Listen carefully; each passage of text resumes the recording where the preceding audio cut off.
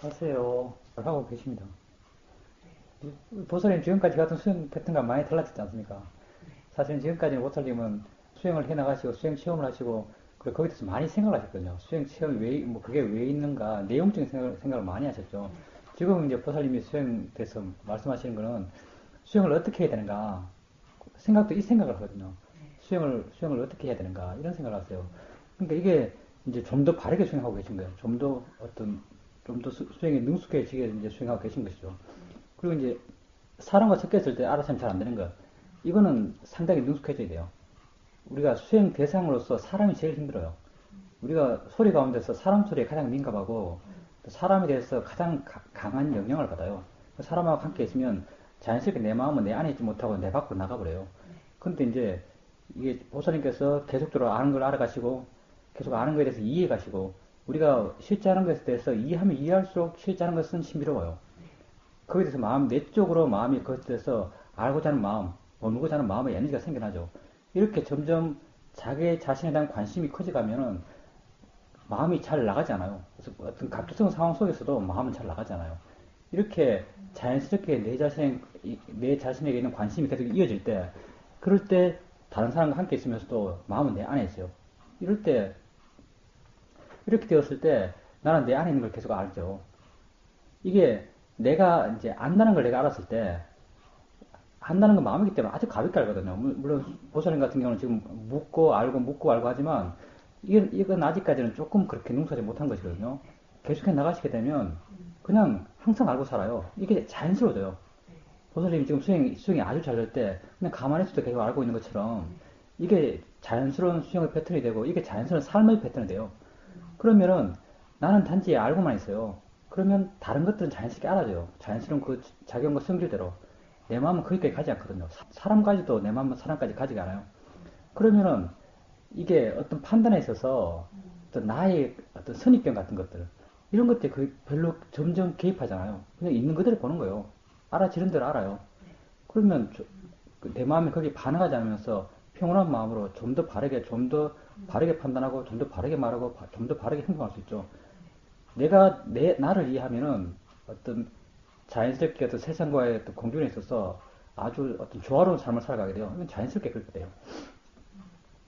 하여튼 다른 사람과 함께 있으면서는 한번 꾸준하게 연습을 해보세요. 이건 연습이 좀 필요해요. 다른 사람과 함께 있으면서 또 말하면서 알아채는 것. 말하면서 알아채는 거 진짜 어렵거든요. 이게 쉽지가 않아요. 이것도 어떤 주제의 말을 하는가에 따라서 다르고 어떤 사람을 대상으로 말을 하는 것도 다르고 뭐 상대가 알아채면 하고 있는가에 따라 또 다르고 여러 가지 변수가 많아요. 보살님께서 이것에 대해서도 한번 스스로 훈련을 해보십시오. 그리고 이제 그 좌선하실 때 그 마음의 힘이 약해졌을 때 좌선할 때 마음의 힘이 약해졌을 때 아는 게 안 알아져요. 이게 왜 안 알아지는가? 아는 것을 아는 것을 이해하는 것이거든요. 지혜가 아는 마음을 알아요.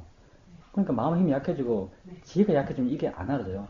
마음의 조건이 약해지면 이게 안 알아져요. 그러니까 호사님께서 이렇게 아는 마음을 대상으로 계속적으로 알아채 해나가기 위해서는 마음이 언제나 어느 정도까지 일정 수준의 어떤 좋은 마음의 상태, 이 상태 되어 있어야 돼요. 뭐 이렇게 쭉 가는 게 좀 최근에 된 일이니까 한번 해보십시오. 계속 해나가시다 보면 어떨 때는 안 알아져요. 안 알아지면 참 답답하죠. 이전까지는 계속 이렇게 알았는데 어느 순간부터 안 알아져요. 아는 게 이해가 안 돼요. 아는 게 이해가 안 되면 좀 답답하게 느껴지죠. 근데 그때 그것도 받아들이세요. 그때 마음의 조건이 그러하기 때문에 그래요. 마음의 조건이 많이 약해졌기 때문에 지혜 힘도 약해지고 사띠 힘도 약해지고 또 마음의 고요함의 힘도 약해지고 했기 때문에 그게 알아지지 않는 것이죠. 그리고 보살님께서 또 이렇게 안다는 걸 계속 이해해 나가면 아는 마음 실제는 법이죠. 지가 이해하거든요. 계속 이게 어떤 그 아는 느낌, 아는가 모르면 아는구나라고 내 스스로 확인이 돼요. 마음의 느낌이죠. 이게 지혜의 느낌이거든요. 이게 지혜가 작용하면서 일어나는 마음의 느낌이요. 알마의 느낌이죠. 지혜의 특징은 우리 마음에 알마의 느낌을 준다는 거예요. 안다라는 마음의 느낌이 존재해요. 이런 걸 자꾸 이제 그 아는 마음을 계속 알아가면서 조금씩 거기다 이해가 생겨나면서 지혜가 뭔지라는 걸 좀 알아서 가시고 조금씩 지혜를 확인해 가는 그런 수행으로 조금 나아가요. 나중에는 아마 수행의 패턴이 이렇게, 지금은 실제를 보는 수행을 해나가죠. 안다는 걸 계속 알아가면서 실제를 보는 수행을 해나가요. 근데 수행이 좀 더 좋아지면은 지혜를 확인해가는 수행을 해요. 지혜가 계속 있을 때. 지혜도 마음의 힘이 좋아지면 계속 있어요. 보살님이 계속 지혜를 닦고 있는 것이거든요. 실제를 보는 그 자체가 지혜를 개발하는 거예요. 지혜 없이 실제의 법을 알 수 없기 때문에. 안다는 걸 아는 그 자체가 지혜예요. 그리고 점점 지혜가 뭔지 점점 이해해 나가고, 지혜 느낌이 뭔지 점점 이해해 나가고, 조금씩 지혜를 확인해가는 그 수행을 해 나가시죠. 그리고 이제 호사님께서 이제 그 전면에서 수행이 잘 될 때, 이제 전면에서 마음이 있는 것처럼, 느낌처럼, 뭐 존재감이라 그럴까요? 존재감이 느껴져요. 근데 아주 잘한다 해서 꼭 전면에만 있는 건 아니에요. 마음은 위치가 없거든요. 그러니까 꼭 전면에서 알아야 된다라고 이렇게 생각하지 마십시오. 예. 그냥 아무 위치 없이 알 수도 있어요. 근데 전면에서 알아야 된다고 생각하면 거기 힘을 주게 돼요. 그러니까 전면에서 알아지면 알아지는 것이고, 물론 전면에서 알아진다면 그건 좀 뭐랄까, 마음을 좀 잘 봤을 때 전면에서 알아져요. 근데 마음을 더 이해하게 되면 전면하고도 사실은 없어요. 그냥 있을 뿐이지. 마음은 단지 있을 뿐이지. 전면하고도 사실은 없는 거예요. 전면에서 알아지는 것은 문제가 되는 건 아니에요. 그렇지만 전면에서 알려고 하지는 마십시오. 그건 별로 의미가 있는 게 아니에요. 그리고 이제 안다는 걸 계속 알아가게 되면, 이제 보살님께서 그게 계속 일어난다고 이렇게 말씀하셨는데, 그 일어난다는 게 이제 그 아는 마음이 계속 있어요. 근데 이 대상들이 계속 변하는 걸 보면서 아는 마음이 계속 일어난다고 이해하신 거예요. 아니면 대상이 안 변하더라도 안다는 것이 계속 일어난다는 게 이해가 돼요. 우선 보살님이 아는 마음이 계속 일어난다는 걸 봤다라고 말씀하셨거든요. 표현을 그렇게 하셨어요. 그런 표현적 문제지만 봤다라고 하셨어요. 그걸 눈으로 보듯이 본 거예요. 이해하신 거예요, 본 거예요. 예, 그러니까 계속 일어나지 않습니까? 계속 일어나는 걸 보살님이 눈으로 보듯이 보신 거예요? 아니면 그냥 이해하신 거예요? 근데 마음을 어떻게 봐요? 그러면은 보살님께서 아는가라고 물었어요. 아는가라면 아네라고 이해가 돼요. 마음에 수긍이 되죠. 그때 아는 마음이 보여요? 보이지 않죠. 이해만 되죠. 그렇죠. 이해만 되는 거죠. 아는 마음이라고 하면 이해만 되는 거예요. 보이는 게 아니에요. 그러니까 계속 일어난다는 것도 보이는 게 아니에요. 이게 이해만 되는 거예요. 왜냐하면 무상이라는 것은 지혜죠. 지혜는 이해하는 것이지 지혜는 체험하는 게 아니에요. 물론 그 체험에서 이해가 생기는 것이지만 지혜는 이해하는 것이요. 보살님께서 이렇게 계속 일어난다는 것을 이해한 것이요. 그걸 보는 게 아니에요. 그럼 이렇게 계속 일어난다고 이해했을 때, 계속 일어난다고 이해했을 때, 대상이 바뀌는 것을 보면서 계속 일어난다고 이해하신 거예요? 예, 대상이 바뀌는 걸 보면서 대상을 아는 마음도 계속 바뀐다고 이렇게 이해가 되죠. 좋습니다. 이것 또한 계속 바뀜의 이해죠. 계속 같지 않다, 계속 일어난다, 이런 이해가 될 수 있을 거예요. 근데 이제 수행을 계속해 나가시면 대상이 안 바뀌어도 그것을 아는 마음이 계속 일어난다는 이해도 또 해 나갈 겁니다. 계속 일어난다는, 변화한다는 것에 대한 이해가 좀 더 깊어지면 거기에 대한 이해도 조금씩 생겨나갈 거예요. 그렇게 지금 하는 것처럼 그렇게 계속 하시면 돼요. 그게 그 지혜를 계속 개발하는 수행이고, 실제를 계속 봐나가면서 실제를 이해가는 수행이에요. 보살님께서 계속 하면 할수록 점점 마음이 금방 알아질 거예요. 한번 해보십시오. 마음이 뭔지 이해가 됩니다. 마음이 뭔지, 작용이 뭔지, 그리고 안다는 것을 계속 이해해 나가게 되면 자연스럽게 알아진다는 게 뭔지, 대상이라는 게 뭔지, 본다는 게 뭔지, 보인다는 게 뭔지, 들린다는 게 뭔지, 듣는다는 게 뭔지, 이런 내게서 일어나는 실제하는 작용과 성질에 대한 이해들이 조금씩 생겨날 겁니다. 한번 그렇게 계속 해보십시오. 지금 하고 있는 것처럼. 집에 가서 지금처럼 하시면 되죠. 능숙해만 할 수 있습니다. 우선 사람과 함께 있으면서 알아채면 하는 것을 한번 훈련해 보세요. 능숙해지면 할 수 있습니다. 아주 쉽거든, 사실은요. 익숙하지 못하기 때문에 힘을 쓰는 거지, 아무 힘 쓸 일이 없어요. 그리고 우리가 뭐 특별한 장소, 특별한 어떤 자세를 취할 필요도 없어요. 수행 대상은 마음이기 때문에 어디 힘줘서 볼 필요도 없어요. 그냥 알기만 하면 되는 것이거든요. 능숙하면 할 수 있습니다. 능숙하면 할 수 있고, 또 마음이 좋아야 할 수 있습니다. 마음이, 우리 수행을 억지로 할 수 있는 게 아니에요. 내 마음이 좋아야, 수행할 수 있는 마음이 되어야 수행을 할 수 있어요. 예, 맞습니다. 예, 그것도 못 수행할 수 있는데, 자기가 이제, 그거는 이제 수행을 해 나갈 때, 굳이 말하자면 약간 초반기에 좀 그렇다 할 수 있겠고요. 지혜가 자기가 많이 개발돼가지고, 지혜를 쉽게 떠올릴 수 있을 때, 지가 힘이 좋아서 지혜를 이렇게 돌이켜주거나 아니면 그렇게 마음을 기울이면 그런 이해가 이렇게 자연스럽게 작용할 때, 그럴 때는 이제 번뇌가 가득할 때 화가 확 났어요. 아니 화잖아 하면 지혜가 확 일나면서 화를 그냥 바로 대상을 볼 수 있어요. 이럴 때 어떤 수행의 이익이 아주 확실하죠. 정말 이제 하여튼 저는 그래요. 저는 하여튼 마음이 괴로우면 당연히 수행해야 돼요. 해결책이 그밖에 없다고 스스로 하니까 마음이 괴로우면 당연히 수행해야 돼요. 그러면 그 수행이라는 게 딴 게 아니죠. 그냥 그렇게 다르게 보려고 하는 거죠. 그리고 그런 이해의 시각으로 보려고 하는 거죠. 그럼 자연스럽게 그렇게 기울어져요. 그게 익숙하니까. 그러면 마음이 보호가 되죠. 고통이 확 줄어들어요. 그러면서 수행의 이익을 확실히 체험하죠. 이게 맞습니다. 지혜를 쓰는 거죠. 그리고 처음에는 이제 그런 이해들이 약하기 때문에 자꾸 일깨워주고 해야 되겠지만, 나중에는 화났다고 아는 그 순간 벌써 화를 이해한 지혜로 가요. 화났다고 아는 그 순간 암과 함께 지혜가 함께 작용해요. 왜냐하면 계속 화를 보면서 그 지혜를 개발해 왔기 때문에 화를 아는 그 순간 자연스럽게 화에 대해서 이해한 지혜가 함께 따라와요. 관심만 그렇게 다 기울이면 자연스럽게 지혜가 따라옵니다. 그러면서 화로부터 자유로워지는 거죠. 화를 객관적으로 보게 되고 화를 이해한 마음으로 보게 되고 하니까 또 내 마음을 보호할 수 있습니다. 불행하겠지만 불행으로부터 자유롭습니다. 마음의 힘만큼. 그건 성인의 이야기고요. 일어나지 않는 그건 성인의 이야기죠. 일어나지 않는다. 이것은 이제 존재의 문제를 본질적으로 해결하는 사람들. 이런 사람들은 성인의 단계에 있는 사람들이죠. 성인의 과위에 따라서 그 과위에 맞게 존재 문제를 본질적으로 해결해요. 완전히 그게 일어날 수 있는 조건 자체가 사라져버려요. 성인들은. 그런 분은 안 일어나죠. 근데 성인이 되기까지는 일어나요. 우리 일어나는 걸 당연히 받아들여요. 근데 지혜의 힘이 좋아지면 좋아질수록 그 일어나는 것으로부터 조금씩 자유로워져 가요. 그리고 자유로워진 그만큼 그 일어나는 것들이 힘들은 점점 약해져 가요. 점점 우리가 그런 길로 가고 있는 것이죠. 예, 맞추려고 해서 맞출 수 있겠습니까? 외적 환경을 우리가 조정할 수가 없어요. 외적 환경은 주어진 대로 받아들일 수밖에 없거든요. 그러니까 보살님이 내적 환경의 조화를 이루어야죠. 내적 환경의 어떤 고요함과 마음의 활발함을 어떤 균형을 이루어야죠.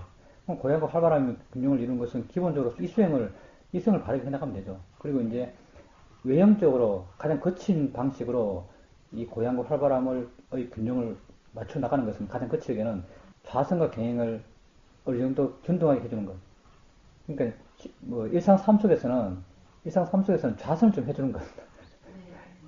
자연스러운 삶 속에서 활동하면서 수행하는 것은 다 하니까 좌선하는 게 좀 부족해요. 좌선을 통해서 마음이 고요해지는 것, 고요함의 요소가 많이 부족해요. 그렇게 해서 마음의 힘이 떨어지고 또 이해가 안 생기고 이렇게 되는 게 일상의 삶 속에서의 수행의 어떤 많은 사람들이 겪는 한계거든요. 그러니까 일상의 삶 속에서 할 수 있는 만큼 자기가 허락하는 만큼 좌선을 조금 해주는 것이 이 마음의 균형을 맞추는데 도움이 많이 됩니다. 그리고 이제 이렇게 이제 마음의 작용이 돼서 마음이 스스로 작용하는구나 이런 거에 대해서 야 신기하다 재밌다 이렇게 만약 그 마음의 느낌이 온다면은 그것은 보살님께서 이미 좀 많이 이해하셨고 그리고 마음에 지가 있기 때문에 그래요.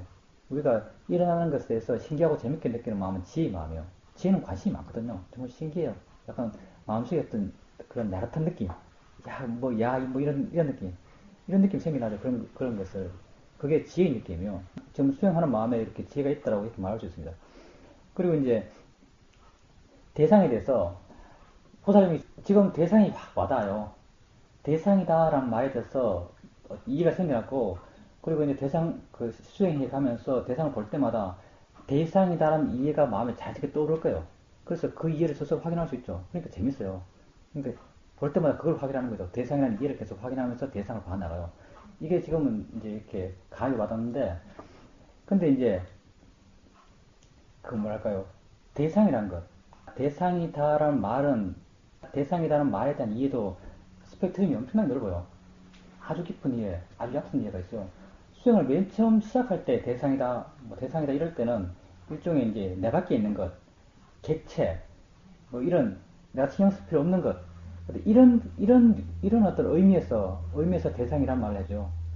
대상이다 말하면 이런 어떤 의미의 작용이 마음에서 일어나고 그걸 통해서 내 마음이 대상에 반응하지 않고 보호해주는 그런 역할을 해나가죠. 처음에는 그렇게 해요.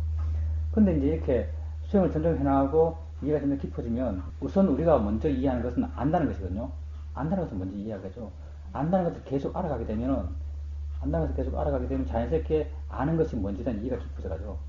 아는 것이 뭔지에 대한 이해가 깊어져가면 또 자연스럽게 알아진다는 게 뭔지에 대한 이해가 깊어져가요.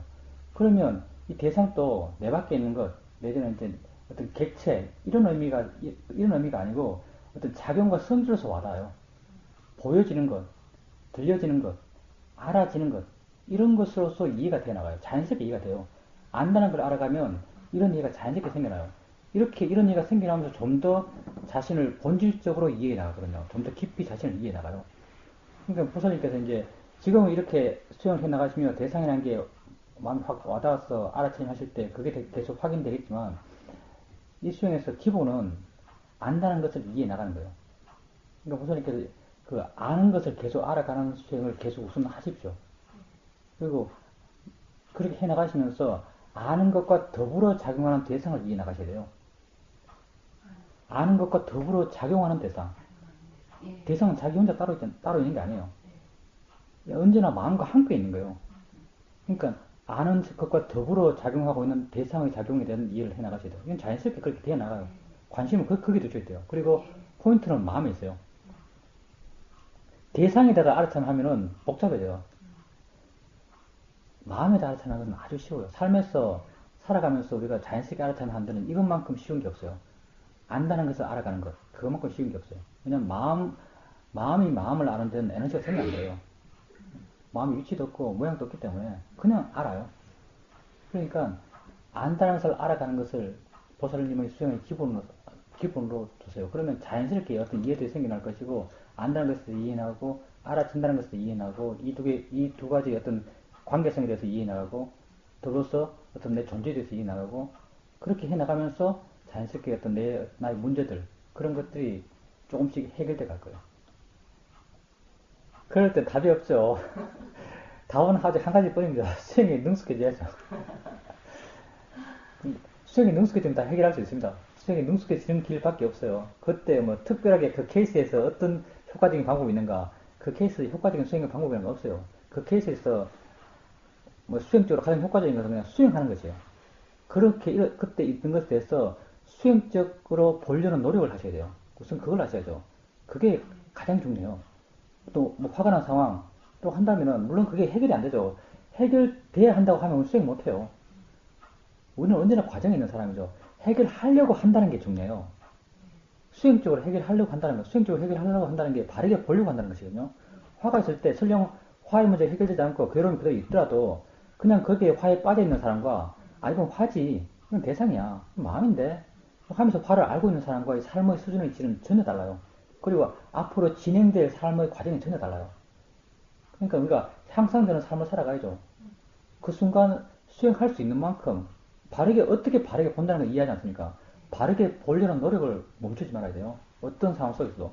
설령 그게 그 상황을 해결하지 못하더라도, 내 마음을 그냥 보호하지 못하더라도 설령 그렇게 한다는 것 자체가 벌써 다른 삶이에요. 근데 이제 그 통화하면서, 문자 보내면서 그 안다고 알지 않습니까? 그렇게 알 수 있으면 딴 데서 다 할 수 있어요. 뭐 어떻게 돌아가시면 놓칠 거라고 생각하십니까? 돌아가서 다 할 수 있습니다. 돌아가서 다 할 수 있어야죠. 돌아가서 할 수 없으면 크게 의미 있는 게 아닙니다. 돌아가서 할 수 있어야 의미가 있는 것이죠. 정말 우리가 수행을 해야 될 장소와 시간은 돌아갔습니다. 왜냐하면 돌아가서 우리 마음이 많은 괴로운 어떤 상황과 내가 많이 집착하고 있는 대상들을 만나야 되기 때문에 그때 수행해야죠. 수행만이 어떤 우리 마음을 평화롭게 할 수 있는 확신할 수 있는 유일한 방법 같아요. 그러니까 수행을 하셔야죠. 그리고 자기를 많이 발견하셔야 됩니다. 그리고 지금 말씀하시면서 이제 화나는 것, 아침에 알람 끄면서 화 확 나고, 그리고 따뜻한 것도 밖에 뜨겁다가 밖에 이제 운동을 많이 해가지고 또 법당에 들어오니까 뜨거우면 목도리를 풀면서 막 화내고, 그리고 반 따뜻하고 반 뜨거우면 또 상황 따라서 또 화내고, 이게 우리 자연스러운 모습이죠. 이게 자연스러운 모습이에요. 근데 자연스러운 모습은 자연스러운 모습인데 이걸 알아야 돼요. 이걸 모르면 어떻겠어요? 이건 실제 더 많은 화를 밖에서 내고 있어요. 더 많은 화를 밖에서 내고 있고, 많은 경우 밖에서는 그 화를 몰라요. 지금은 이렇게 미세하게 나는 화들을 알죠. 화를 알게 되면 화를 더 키워가잖아요. 그리고 화를 알게 되면 화가 하는 작용들을 따라가잖아요. 화가 좀 더 상황을 안 좋게 생각하고, 화가 막 마음에서 불평을 해나가고, 이런 것들을 더 따라가잖아요. 근데 우리가 밖에서는 어떻게 하겠어요? 밖에서는 더 많은 화를 겪고, 그리고 화를 못 보기 때문에 화가 키워가는 이야기들, 화가 자기를 막 키워가면서 상황을 더 안 좋게 해서가고, 또 나로 하여금 더 안 좋은 마음을 갖도록 나를 막 유도해 나가고, 상대방 욕을 내 마음속에 계속 해 나가고, 이런 걸 계속 믿어버리는 거예요.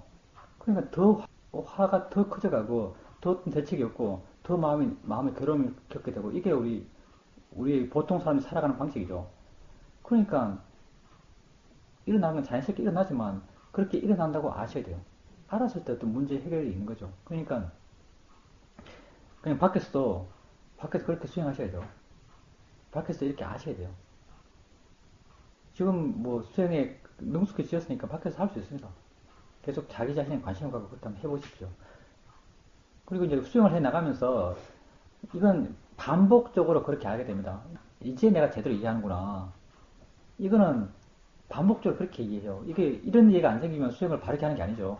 처음에 내가 이렇게 이해했어요. 나중에 수행을 해 나가면서 더 깊은 이해를 해요. 더 깊이 이해하고 나면요. 옛날에 알았던 것은 그게 아는 것 같이 느껴지지 않아요. 그건 자연스러워요. 근데 지금 아는 것도 지금 내가 생각하기에 아 내가 이 정도 알았구나. 내가 알았다라고 생각하지만 나중에 수행을 또 계속해 나가시면서 내가 더 깊이 하게 되면 또 지금 안 것이 아무것도 아니게 느껴져요. 수행을 해 나가면 계속적으로 이런 것을 반복하죠. 점점 조금씩 더 깊이 알아가요. 그러니까 이건 자연스러운 거죠. 이렇게 이제 좀 수행을 할 줄 알게 됐다. 원래 사실 옛날부터 할 수 있었어요. 근데 수행에 대해서 더 깊은 이해를 했기 때문에 이런 마음이 이렇게 자기 상황을 판단을 해요. 아, 이제 좀 내가 할 것 같다. 이제 어떻게 해야 될지 좀 이해한다. 이런 새로운 자기 판단은 계속적으로 반복적으로 일어나요. 그럼 자연스러운 것이고 수행을 하면은 당연히 이렇게 돼야죠. 바르게 한다면. 그러니까 계속 수행을 하십시오. 자기를 계속 이해해 나가야 돼요. 자기에게 항상 관심을 갖고 자기를 계속 알아가십시오. 그리고 이제 가장 기본적인 것은 신념초를 하고 있는 우리 입장에서는 아는 걸 아는 것. 아는 걸 계속, 안다는 걸 아는 것을 계속해 나가 보십시오. 사실 그것을 계속할 수 있다면 모든 문제는 해결돼요. 수행 방법이 처음 수행을 시작할 때는 아주 복잡해지지만 수행을 이해하면 이해할수록 수행은 단순해져요. 그냥 안다는 걸 이해해 나가면 돼요. 계속 그것만 하면 돼요. 그것만 하면 모든 문제는 다 해결돼요, 사실은. 하나의 법을 이해하면 모든 법이 다 이해가 됩니다. 예, 좋습니다. 우선 이제 지혜의 느낌이 있어요. 안다는 걸 알게 되면, 안다는 걸 알게 되면 마음에 자연스럽게 안다는 느낌, 이해의 느낌이 있어요. 그 이해의 느낌을 이렇게 확인해 가는 걸 조금씩 해보세요. 이해하고 있다고 확인하면 마음에 기쁨이 생겨나요. 그렇죠. 부탁해서 이렇게 말했죠. 나는 기쁨으로 산다. 기쁨을 먹고 산다는 말을 한 적이 있어요. 부탁에서, 경전에서. 그런 거 경전에 보셨어요? 물론 염두에 둘 수도 있겠지만, 그것 또한 수행의 자연스러운 진행이에요. 수행을 자연스럽게 계속 해나가게 되면 자연스럽게 그렇게 되어요. 억지로 하는 게 아니죠. 자연스럽게 그렇게 되어요. 보살님께서 이렇게 이제 안다는 걸 계속 알아가시게 되면 자연스럽게 그 느낌을 확인하게 되고, 그리고 조금씩 안다는 것을 아는 것에 대해서는 뭐 그냥 익숙해져 버리니까, 그 다음은 이렇게 지혜가 있음을 확인해가는 그런 걸 조금씩 해나가요. 자연스럽게 진행이 그렇게 돼요. 그러니까 지혜 느낌이 확인되면 그걸 한번 확인해 보십시오. 그리고 뭐 꼭 안다는 것뿐 아니라 이렇게 화를 볼 때도 화내라고 했을 때 화가 줄어든지 화가 뭐 없어진지 이런데 관심 가질 필요가 없죠. 우리 수행에서. 수행에서는 이해하고 있는 마음의 느낌, 이것도 제의 느낌이거든요. 이해의 느낌을 확인해 보십시오. 이해의 느낌이라는 게 곧 수행하는 마음의 변화의 느낌이에요. 지혜가 작용하면서 수행하는 마음이 변해요. 이걸 확인하는 것 또한 지혜를 확인하는 것이죠. 모든 게 다 그래요. 보고 있으면 대상이요. 대상이라고 이해하고 있는 마음의 느낌. 그리고 또 이렇게 보살님께서 지금 말씀하신 것 이렇게 이제 벽을 보면서 벽은 고정되어 있어요. 벽을 보고 있다는 걸 알아요. 보는 마음이랑 뭐 여기서 아는 마음은 같은 말이죠. 알고 있다는 걸 알아요. 그리고 보면은 안다는 게 계속 일어난다고 이해해요. 그 이해의 느낌이 마음에 있어요. 이렇게 이제 그 이해의 느낌을 확인하는 거죠. 그리고 보살님께서 또 이렇게 안다는 것을 또 계속 알아가게 되면 자연스럽게 보인다는 게 뭔지 또 이해해요. 그리고 안다는 것이 계속 일어난다고 이해한다면은 또 자연스럽게 보이는 것이 계속 보인다는 것도 이해해요. 이게 대상의 무상이죠. 이런 이해도 자연스럽게 생겨나요. 보인다는 게 계속 일어나요. 그렇기 때문에 모든 것이 무상한 거예요. 우리가 아는 세상이 무상한 거예요. 왜냐하면 우리가 아는 세상은 보이고 들리고 느껴지고 생각되고 이런 세상이거든요. 이렇게 다 알아지는 것들이 끊임없이 일어나고 있는 거예요. 이런 이해가 생겨나는 거죠. 그러니까 총체적으로 내 존재의 무상을 이해가는 거죠. 계속 보선님께 이렇게 계속 이런 이해를 해나가시면 자연스럽게 그런 이해가 생겨나갈 것이고, 그리고 이런 이제 계속 일어난다는 이해가 있다면은 보면 계속 보는 게 계속 일어난다는 이해가 있어요. 그리고 알면 아는 게 계속 일어난다는 이해가 있어요. 설령 대상이 고정된 것이 있더라도 그럼 계속 일어난다는 이해를 갖고 보세요. 이게 또 바른견을 갖고 보는 거예요. 이게 바른견을 갖고 보는 거예요. 계속 일어난다는 이해를 갖고 보는 거예요. 무상이다. 이렇게는 적용시키기 힘들어요. 무상이라는 말은 우리 안 와닿아요. 우리 마음이 어떤 지혜를 이해할 때는 아주 일상적인 말을 써요. 계속 일어나네, 뭐 변하네, 안 똑같네, 뭐 이런 말을 쓰면서 하는 거죠. 그러니까 보살님이 이해한 이해의 내용을 계속 어떤 수행에 적용시켜 나갔어요. 보면서 계속 일어나는 지혜를 갖고 보고, 그리고 들으면서 계속 듣네. 또 이것 또한 계속 안 해줘. 계속 안 해란 이해를 갖고 보고, 이렇게 계속 보다 보면 알아차림보다는 점점 이 이해 쪽이 두드러지기 시작하죠. 이해 쪽이 좀 두드러져요. 그러면 자연스럽게 어떤 이해를 확인해가는 수행이 해 나가고. 아니, 저도 안 믿어요. 저도 믿을 수가 없어요. 나름 성가가 생겨나고 성가가 유지하려니까. 그리고 이제 사람들의 지혜 수준이 다 달라요. 보살처럼 수승한 지혜를 갖고 있는 사람도 있고, 그냥 단지 믿고 따르는 사람도 많아요. 단지 믿고 따르는 사람들한테 그렇게 이야기 해주는 거예요. 이거 보시라 하면은 이런 공덕이 있습니다. 그럼 사람들이 믿어요. 그렇게 보시를 하는 거죠. 그럼 보시를 해야 또 승가가 유지가 되죠. 그런 역할을 하는 거죠. 좋습니다. 우선 이제 복이라고 할 때, 그러니까 좋은 과보를 받는다 했을 때 좋은 과보가 여러 가지가 있겠죠. 물론 그게 재산적인 것, 이것도 좋은 과보에 들어가요. 육체적인 것, 이것도 좋은 과보에 들어가요. 그러니까 뭐 재산이 많다고 해서 그 사람이 마음의 안정은 안 해요. 마음의 안정과 재산은 아무 상관이 없죠. 재산이 많은 사람도 마음이 좋을 수도 있고 안 좋을 수도 있고, 재산이 작은 사람도 마음이 좋을 수도 있고 안 좋을 수도 있는 것이에요. 그리고 그 재산이 많은 사람들이 사실 훨씬 더 많은 기회를 갖는 것도 사실이에요. 예를 들어서 이제 전문적으로 수행해야지. 재산 많은 사람은 쉽게 할 수 있어요. 내 말은 더 많은 기회를 갖는다는 거죠. 그러니까 있는 게 낫죠, 없는 것보다. 많다고 하는 게 좋은 과보인 건 분명해요. 좋은 마음의 결과예요. 그러니까 그렇게 있는 것 자체를 부정적으로 볼 필요는 전혀 없죠. 근데 거기에 집착할 필요는 없겠지만, 그걸 또 뭐 이렇게 열망할 필요는 없겠지만, 그 자체를 부정적으로 볼 필요는 없어요. 있는 건 좋은 결과예요. 그게 좋든 안 좋든 어떻게 하든 우리는 미래를 생각하며 수행하잖아요. 우리는 지금 이 순간을 위해서 수행해요. 우리 이 순간을 위해서 수행하거든요. 이 순간 자체를 위해서 수행하는 거예요. 이 순간 내가 좋은 마음을 일으키면 내가 행복해요. 이게 지금 운을 심고 지금 결과를 받는 것이에요. 지금 보살님이 수행해가고 자기를 알아가고 자기를 이해가면 지금 보살님 마음이 좋아져요. 그럼 그것이 좋은 과보죠. 그리고 그렇게 보살님 마음이 좋아지면 보살님 웃어요. 보살님 그럼 아름다워지는 거 아니겠어요? 그게 좋은 과보예요. 몸이 좋아지면 또 마음이 건강해져요. 이게 좋은 과보죠. 그러니까 지금 이 순간 내가 내 자신에 충실하고, 이 순간 내가 바르게 살고, 내 자신을 관찰하고, 내 자신을 이해하고, 이러면 충분한 거죠. 그리고 그 뒤에 그 결과로 또 좋은 결과가 온다면 그땐 그걸 거부할 필요는 없죠. 오면 오는 대로 받으면 되는 것이고. 바르게 알았기 때문에 옛날에 그릇되게 알아서 사놨던 기대가 깨지는 거예요. 그런 기대들은 다 옛날에 그릇되게 알았던 거, 주로 욕심으로 했던 기대들이에요. 다 미래의 어떤 모습을 기대하지 않습니까? 다 욕심으로 했던 것이에요. 근데 그렇게 욕심 부리는 것이 의미 없다고 알았기 때문에 수행을 통해서 그런 기대가 무너진 것이죠. 바르게 알았기 때문에 그래요. 그리고 만약 그런 기대를 계속 갖고 있었으면 계속 많이 괴로웠어요. 그래 안 됐으면 또 얼마나 괴롭겠어요. 바르게 알았기 때문에 그런 괴로움을 받을 필요가 없는 겁니다. 아니 저도 몰라요. 저도 의문을 갖고 있는 부분입니다. 그러니까 이제 자연의 이치다, 뭐 그런 질문 가끔 하죠. 그러다 보면 나도 잘 모르겠습니다. 다 이렇게 저희 답이에요. 예를 들어서 자연의 이치다, 모든 것은 원인 결과가 이어져 있다. 만약 이렇게 우리가 우리 존재를 규정 짓는다면, 엄격하게 규정 짓는다면 나아가야 되는 길은 이렇게 정해져 있다 라는 결정면에 도달하거든요. 결정면에 도달해요. 근데 부탁께서 말씀하신 것이 결정론은 아니에요. 부탁께서는 우리가 우리 자신의 의지로서 우리 자신을 개선시키고 나 자신을 개선시키는 길에 대해서 많이 말씀하고 계세요. 분명히 부탁께서 말씀하신 것이 결정론은 아닌데, 근데 분명히 우리가 자연의 이치라는 것과 모든 것이 원인 결과의 이어짐이라는 것과 어떤 결정론과의 조화, 매치, 이걸 어떻게 풀어야 될지는 저도 잘 모르겠어요. 저도 의문이 있어요. 저도 결정론은 아니라고 생각합니다. 분명히 결정론은 당연히 아니죠. 우리가 우리 자신을 향상시키는 자발적 노력을 할 수 있어요. 근데 이제 그게 이제 원인 결과다. 모든 것이 원인과 결과의 이어짐이다라고 했을 때는 그것을 어떻게 조화시켜야 되는지 저도 잘 모르겠어요. 이론적으로 말로써 그걸 설명할 수가 없어요.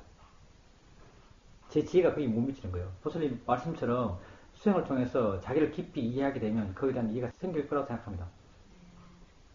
아니요, 보살님 맞는데요. 좋습니다. 수행을 많이 한 것 의미 하나도 없어요. 솔직히 말해서 수행을 많이 한 것 전혀 의미 없습니다. 수행에서 의미 있는 것은 수행을 바르게 한 것이요. 조금 했더라도 바르게 한 것이 의미 있는 것이지 많이 한 것은 의미가 없어요. 많이라고 하는 것이 다 시간적 많이죠. 시간적 많이. 시간적으로 많이 한 것, 그 전혀 의미 없습니다. 그리고 만약 시간적으로 많이 했는데 많이 한 그 수행이 바르게 하지 않은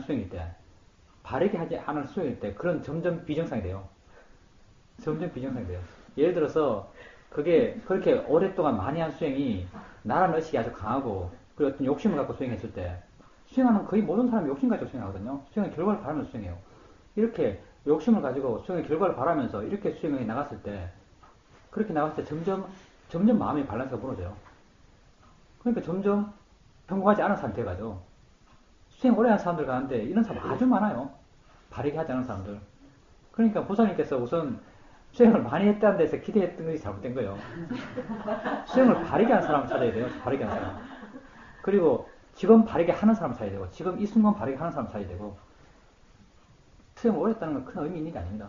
그리고 이제 뭐 그분이 어떻게 됐든 우선 보살님도 그 덕분에 많이 괴로웠어요. 왜냐하면 기대감이 있었으니까. 그 사람에 대해서 기대감을 가졌던 거죠. 사람에 대해서 기대할 거가 없어요, 사실은. 보살님 자신에게 의지하세요. 자신이 오르면 돼요. 그 사람이 어떤 반응을 하든지 보살님은 벌써 먼저 저 사람은 수행을 많이 했으니까 이런 반응을 보여야 한다는 그 정해진 게 있었어요. 아주 강하게 이렇게 정해져 있는 거죠. 보살님이 이렇게 정한 것 때문에 보살님이 괴로운 거예요. 보살님이 정한 대로 그 사람이 반응하지 않으니까.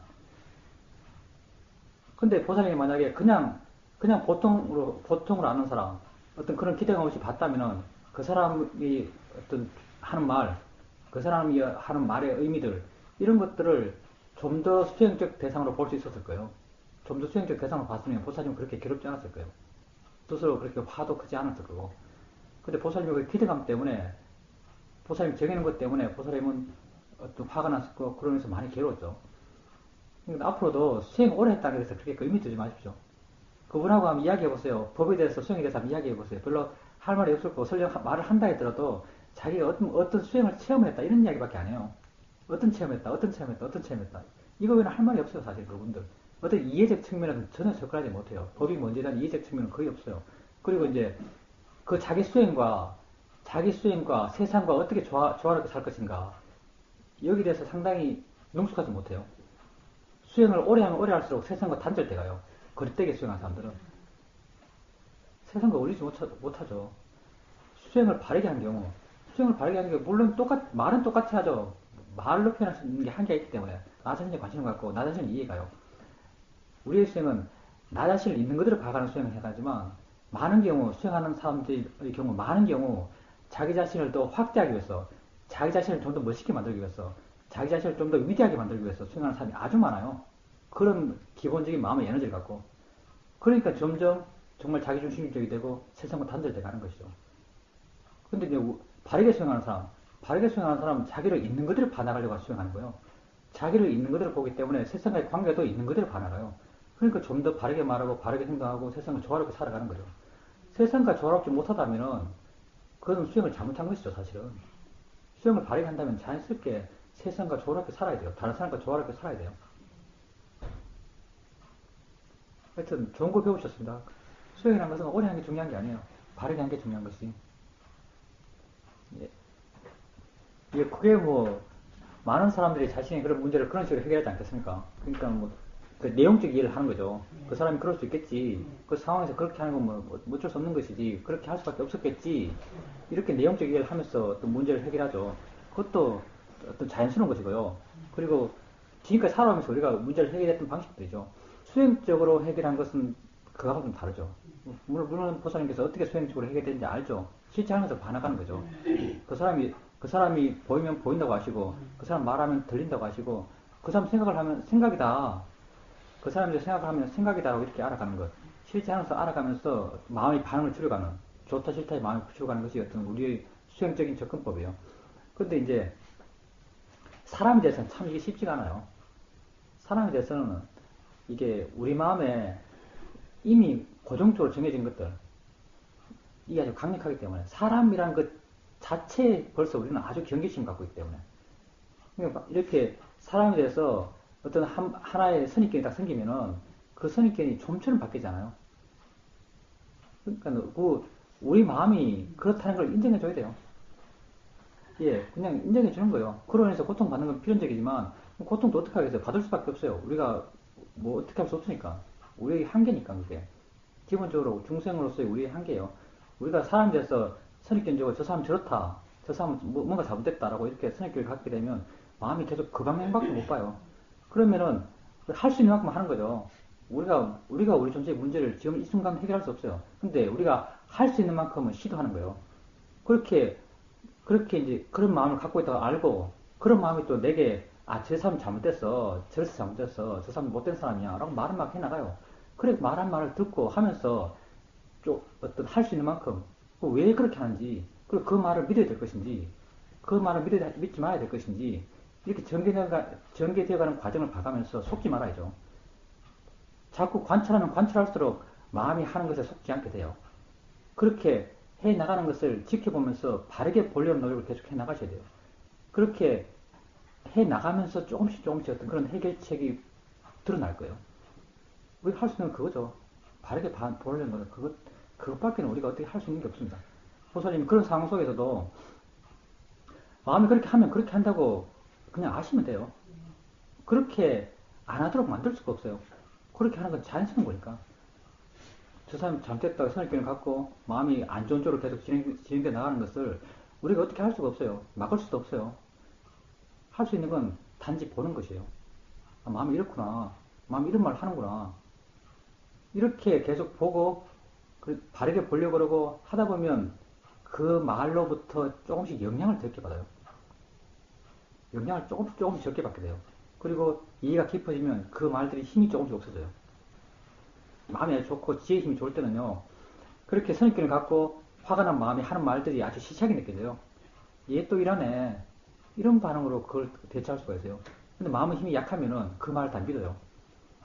그 말을 믿으면서 그 말을 따라가지고 점점 더 마음이 안 좋아지는 그런 과정을 밟아가죠. 그러니까 보살님께서 마음이 그렇게 하는 것은 자연스러운 거니까 하지 말아야 된다 생각하지 마시고 그냥 그렇게 해 나가는 과정을 알려고 하세요. 알려고 하고 바르게 보려고 해보세요. 보살님이 이해하면 이해할수록 좀 더 바르게 볼 수 있어요. 그리고 정말 마음의 힘이 좋으면 그게 그렇게 대수롭지 않을 수도 있습니다. 그리고 또 내용적으로 해결하려고 하는 시도들 그런 것들은 수행적으로 의미가 없지만 사회적으로 의미가 있을 수 있어요. 그리고 지금 당장은 더 효과적일 수도 있고 근데 이제 수행적으로 본질적인 어떤 해결책은 못 되죠. 보살님께서 이제 기본적인 알아채는 패턴이 이제 가만히 있으면 대상들이 자연스럽게 알아지지 않습니까? 이럴 때 아는가 모르면 안다고 이해되지 않습니까? 그러니까 보살님께서 안다는 게 뭔지 마음이 이해하고 있지 않습니까? 그러니까 보살님이 이렇게 자연스럽게 됐을 때 쇼를 들고 뭐 이렇게 하고 있을 때 전체적인 다 알아지면서 안다는 게 이해가 되죠. 이때 뭐 이게 아는 마음을 아는 것인가 아닌가라고 할 필요가 뭐 있어요. 이미 익숙하지 않습니까? 그렇게 알 수 있죠. 만약 그렇게 알 수 있다면요. 그렇게 계속 수행하는 것이 우리 수행에서 가장 바르다고 생각하고 하죠. 우리 수행 방법론적으로 마지막 모습이에요.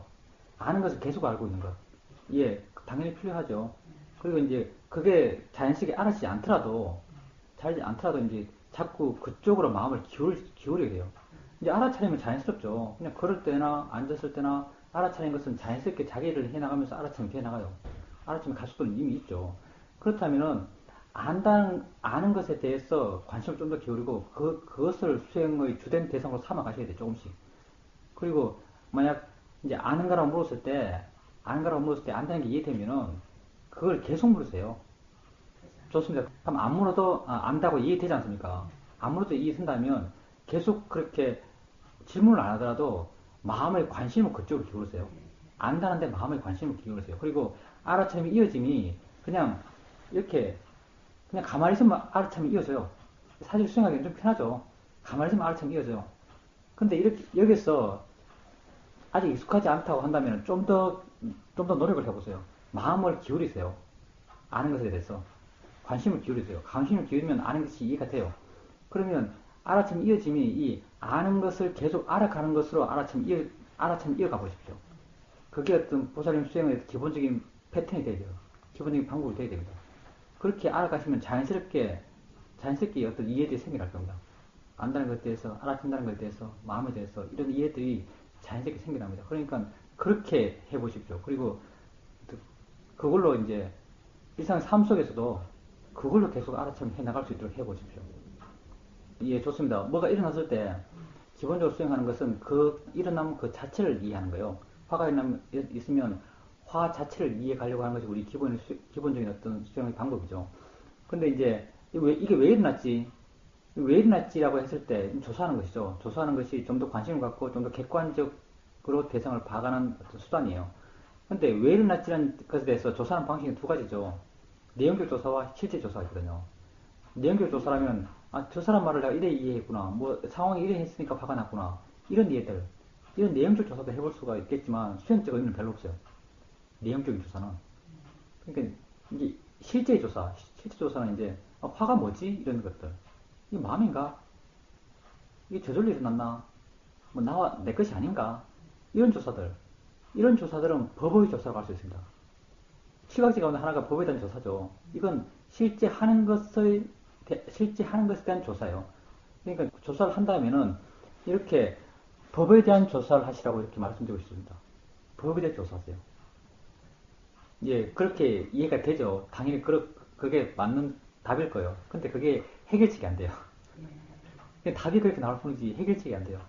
설령 그때 화가 났어요. 나란 집착 때문에 화가 났구나 라고 이해했어요. 그게 또 다음에 화가 났을 때 어떤 해결책도 제시하지 못해 이게. 이 이해가 전혀 다른 상황에서 적용이 안 돼요. 그러니까 이건 큰 의미 있는 어떤 조사가 아니죠 사실은. 실제 의미 있는 조사는 이게 마음인가? 마음이네라고 이해했을 때 실제 측면에서 이해했을 때 이게 의미 있는 조사가 돼요. 그리고 실제 측면에서 이해했을 때 이게 다음에 다시 적용이 돼요. 마음이라는 것에 대해서 뭐 대상이라는 것에 대해서 작용이라는 것에 대해서 이런 실제 측면에서 조사를 해서 실제 측면에서 이해를 했다면 그것은 자연스럽게 또 다음에 실제하는 또 화를 봤을 때 자연스럽게 적용이 되죠. 그러니까 법의 측면에서 조사해 가는 것, 실제 측면에서 조사하는 것이 훨씬 더 어떤 문제를 본질적으로 접근해 가는 방식이라고 할 수 있습니다. 하여튼 그렇게 계속 수행해 보십시오. 보살님도 수행을 해나가면서 스스로 많이 변했다고 생각하지 않습니까? 옛날에 보살님이 맨 처음 수행하실 때는 보살님 상당히 이렇게 가라앉아 있고 자기 표현 잘 못하시고 이런 성향이셨거든요. 근데 지금은 이제 아주 좀 많이 밝아지셨고 자기 표현도 잘하시고 뭐 어떤 그렇게 많이 변하신 것 같아요. 고사님은 수행을 해보셨나요? 아니 그럼 옛날에 했던 수행은 어떤 수행이었나요? 수행도 다양하게 많습니다. 불행하게도 윗바사나도 방법이 많아요. 여기서 하고 있는 것은 이제 미얀마 시험에서 하고 있는 10년차 수행을 여기서 해요. 10년차라고 하는데 이제 우리 뭐 수행 방법 뭐 어차피 2년 돼서 오셨으니까 어떻게 수행하는지에 대해서 이야기하는 시간을 갖는 게 좋을 것 같아요. 교수님께서는 6시에 여기 다시 오시죠. 그래서 그때 같이 수행 방법에 대해서 이야기를 해봅시다. 그때 이야기하면 좋을 것 같습니다. 그렇게 생각하니까 자기 자신의 관심이 객관적 관심이 생기나요? 네. 예, 뭐 그렇게 객관적으로 보인다면 그렇게 하셔도 됩니다. 네. 그렇게 자기가 관심을 갖는 게 중요하죠. 예, 좋습니다. 뭐 어떻게 됐든 자신에 대해서 관심이 더 커진다면 좋은 일이에요. 그리고 이제 보사님께 자기 자신 관심, 그게 관심이 맞아요. 화가 일어났어요. 화가 뭐지? 이거 왜 일어났지? 이게 내 것이 아닌가? 이렇게 봐가는 것. 자기에 일어난 것을 이렇게 봐가는 것, 이게 자신의 관심이에요.